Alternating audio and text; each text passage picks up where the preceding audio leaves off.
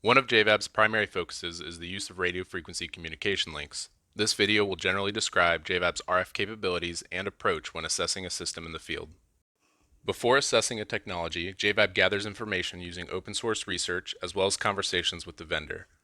During this phase, it's important to understand the purpose of the technology, its various components and their functions, and whether there are any specific concerns. When executing an assessment, the first step JVAB takes is to characterize a technology during normal operation. This allows JVAB to verify transmission parameters, observe system behavior, and gather baseline data. All of this is important to plan attacks against the system and understand their effects. If the technology is supposed to be non-obvious when deployed, JVAB will assess its detectability using various equipment. For instance, a real-time signal analyzer could be used to see if it has any unique transmission properties that make it stand out from other signals in that frequency band, and a direction finding system could be used to show that an adversary may be able to detect the individual transmitters and where they are. If an open field is available, JVAB may also measure the received signal strength at various distances using a spectrum analyzer.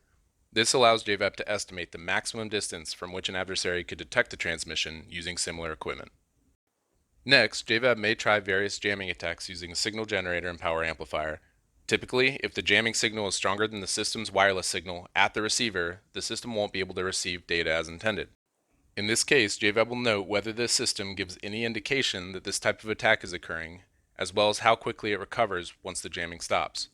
JVAB also calculates the jamming to signal ratio required to jam the signal, and then the estimated maximum range from which JVAB could jam the system.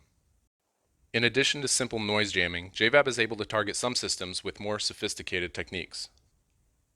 These can include reactive jamming, in which the jammer is triggered by the target signal, and selective jamming, in which the jammer targets only certain portions of the target signal. These techniques may prevent the system from successfully using anti-jam techniques such as spectrum sensing and frequency reselection. Using a vector signal analyzer or a low-cost software-defined radio, JVAB will also record the target signal and replay it over the air.